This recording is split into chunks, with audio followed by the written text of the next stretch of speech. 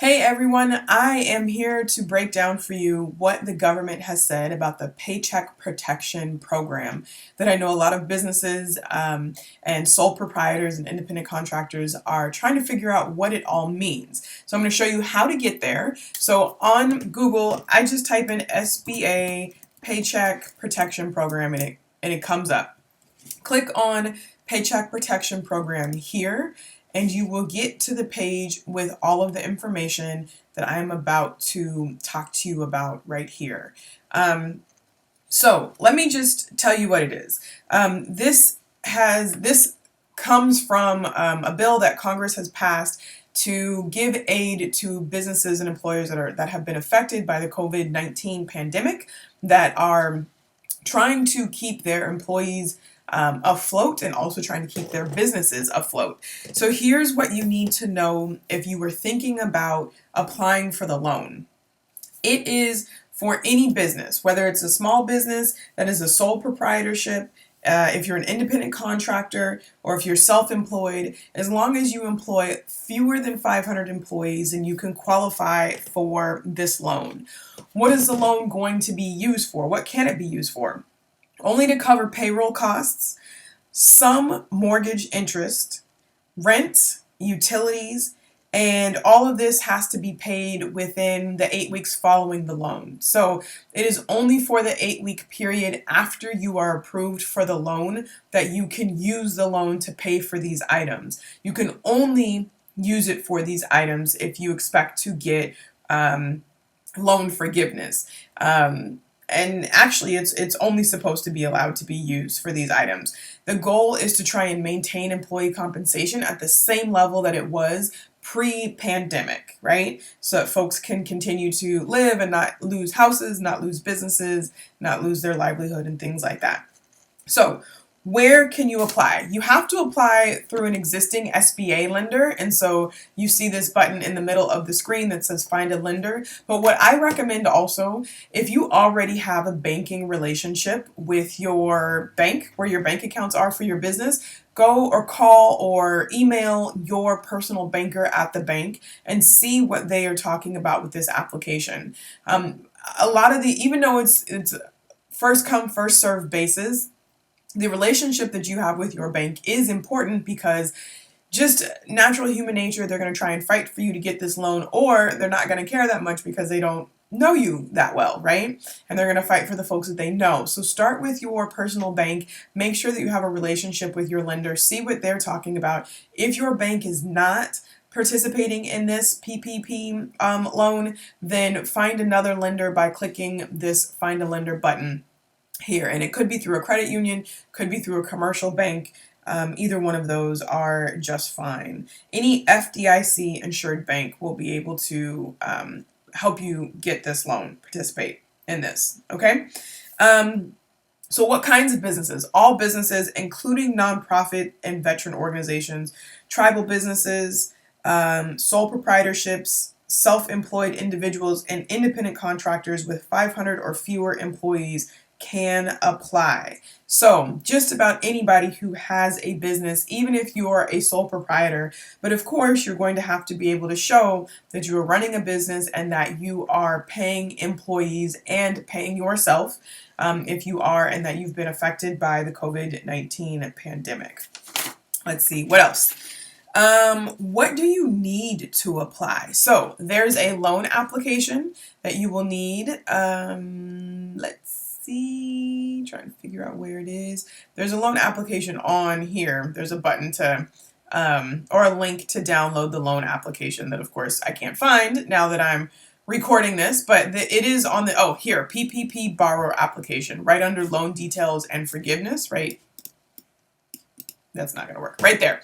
And then you need your payroll information. You need to be able to prove that you are paying a certain amount of money to your employers, or to your employees, and you have to be able to show that you've been doing that for a consistent period of time. You don't need to, this is important, you don't have to personally guarantee the loan, which is really important. So your personal assets are not going to be asked to be used as collateral to personally guarantee the loan. You just need to provide your payroll documentation. Now, here's what's important. The loan, you have an opportunity to be forgiven for the loan if you do the following. If the proceeds are only used for payroll costs, including benefits, interest on mortgage obligations that were incurred before February 15th, 2020. So if the interest was incurred before February 15th, then you can use it for that. Rent under lease obligations in force before February 15th, 2020, right? So it's not that you can't, if you signed your new lease on March 1st, you're not eligible to use the proceeds from the loan for payments for a lease that started after February 15th.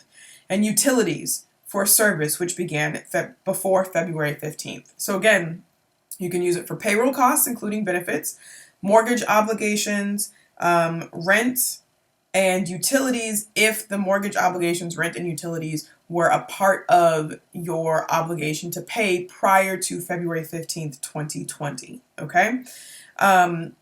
If you are not using this money to pay for those things, you are not eligible for forgiveness of this loan, and you will have to pay all of it back. What counts as payroll? Salaries, wages, commissions, or tips, but it's capped at $100,000 per employee. Employee benefits, including costs for vacation, parental, family, medical, or sick leave, allowance for separation or dismissal, payments required for the provisions of group health care benefits, including insurance premiums, and payment of any retirement benefit. So if you're an employer and you contribute to retirement account for your employees, or you pay part of the premium for the insurance, you can continue to pay that for your employees. Let's see, what else? State and local taxes assessed on compensation, so those payroll taxes, you can use this money to pay for that. And if you are a sole proprietor or an independent contractor, you can use this to pay wages, commissions, income, or net earnings from self-employment. But again, it's capped at $100,000. Okay, so that's pretty clear about what you can and cannot use it for, and it's pretty clear about who can and cannot use it. I will tell you though that the application is opening for independent contractors on April 10th, and I have another. It's independent contractors and one other group. So I think it might be independent contractors and sole proprietors that are allowed to apply after April 10th. I have so many notes here that I've taken. Okay, yeah. So starting April 3rd, small businesses and sole proprietorships can apply. So my bad on that. April 3rd, small businesses and sole proprietorships. So that was last week. Starting April 10th, which is this coming Friday, independent contractors and self-employed individuals can apply for and receive loans to cover their payroll and other certain expenses through existing SBA lenders, okay? So April 10th is the day for independent contractors and self-employed individuals to be able to apply. Now let's talk about the terms of the loan. So the loan will, in terms of like size of the loan can be for up to 2 months of your average monthly payroll costs from last year, plus an additional 25%. So 2 months worth of payroll from last year, plus an additional 25%. But that's capped at $10 million. Seems like a big cap, but not if you're running a business with, a hefty number of employees, right? But it is also capped at $100,000 per employee. How much of your loan will be forgiven, right? Because remember, there's a part of this that is eligible for loan forgiveness. So you will owe money when your loan is due if you use the loan amount for anything other than payroll, mortgage, rent, and utilities. So anything other than those categories that I talked about just previously, then you won't be forgiven for using the loan amount for that. You will also owe money if you do not maintain your staff and your payroll. The goal of this loan is to keep employees employed at the same level that they were before the pandemic. So if you reduce your number of full-time employee headcount, not okay. If you reduce the amount that you're paying your employees, you won't be forgiven for that. You have until June 30th, 2020, however, to restore your full-time employment and salary levels for any changes made between February 15th and April 26th. So if you did happen to reduce your employee workforce or the amount that you're paying in wages, as long as you restore them to the amount that they were prior to February 15th, as long as you do that by June 30th, then you will be eligible for loan forgiveness if you're using this loan money to do that, okay? In order to request loan forgiveness, you'll have to verify the number of full-time and equivalent employees and their pay rates, the mortgage payments that you've made for eligible mortgage payments, lease and utility obligations, and you'll have to submit a request letter to your lender. So it's not automatically forgiven, it's a request that you have to make to the lender in order to get the loan forgiveness. Also, the lender will make a decision on the loan forgiveness within 60 days of receiving your application. So they still have 2 months to decide whether or not your loan would be forgiven based on the documentation that you've given them. What is the interest rate? It's 1%, a 1% fixed interest rate, which is pretty good. And the loan payments are deferred for the first 6 months. After that, you will have to make monthly payments, and your loan is due in full within 2 years. So this is not a loan, it's not a 5-year, 10-year loan. The loan is due within 2 years. So I think it's important to understand what your capacity is and what your projections are, so that when you're taking out this loan, if you use it for items that are not eligible for forgiveness, can you pay that loan back within 2 years? You can also pay it back earlier within 2 years. There's no penalty or fees for early payments. You don't have to personally guarantee or put up collateral from the loan, which is awesome, I think. So I believe it's awesome. What you need to do to certify? Well, you have to sign a document that says that your business has actually been affected economically because of the pandemic. You'll have to submit payroll documentation. You also cannot be receiving another loan under this particular program, under the PPP, under the Payroll Protection Program.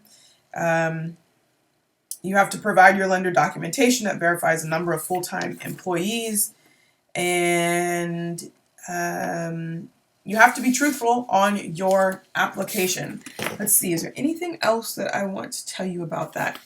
Most of this information, all of this information has come from here on this Paycheck Protection Program webpage at the SBA's website. So definitely take your time reading through it.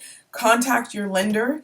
Fill out the application. The application is only about, it's a 4-page PDF, but it's really only about 2 pages of information that you have to supply on the form, and then you have to attach your payroll documentation and things like that. So let me know if you have questions about it. It could be a great opportunity, but I also want you to know everything that you need to know before you start that process, so you won't be caught unaware or blindsided by anything that may be coming your way. Stay tuned for more local videos, especially for things that are available in Oakland and in the Bay Area for our small businesses that are hanging on. All right. Talk to you guys soon.